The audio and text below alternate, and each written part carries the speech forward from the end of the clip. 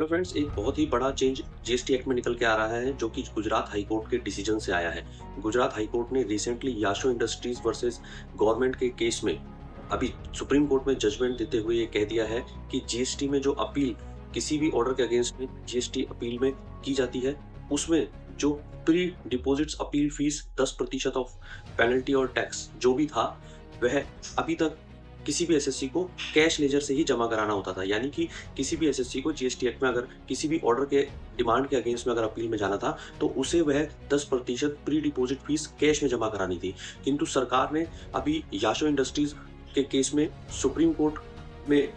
Order दिया है कि अब यह जो प्री डिपॉजिट अपील फीस है, यह कैश लेजर के साथ साथ अगर उस एसएससी के जीएसटी के पोर्टल पर इनपुट टैक्स क्रेडिट अवेलेबल है तो वहां से भी दिया जा सकता है। और इस पूरे केस में सरकार का और एसएससी का यही पक्ष था कि जो आईटीसी उसका पोर्टल पर अवेलेबल है, वह भी उसका कैश ही है, जो कि उसको आउटवर्ड सप्लाई के साथ एडजस्ट करना होता है। और अगर वह अवेलेबल है तो उसका पेमेंट अपील में केस फाइल करते समय फीस के रूप में क्यों नहीं किया जा सकता, जिस पर सुप्रीम कोर्ट ने एक ऐतिहासिक जजमेंट देते हुए एसएससी के फेवर में निर्णय दिया है। और अब भविष्य में आप देखेंगे कि जीएसटी में किसी भी ऑर्डर के अगेंस्ट में अगर आप एक अपीलेंट हैं और आप जीएसटी अपील में जाना चाहते हैं, तो वहां पर जो pre deposit fees 10% of demand of tax and penalty है, वह आप अपने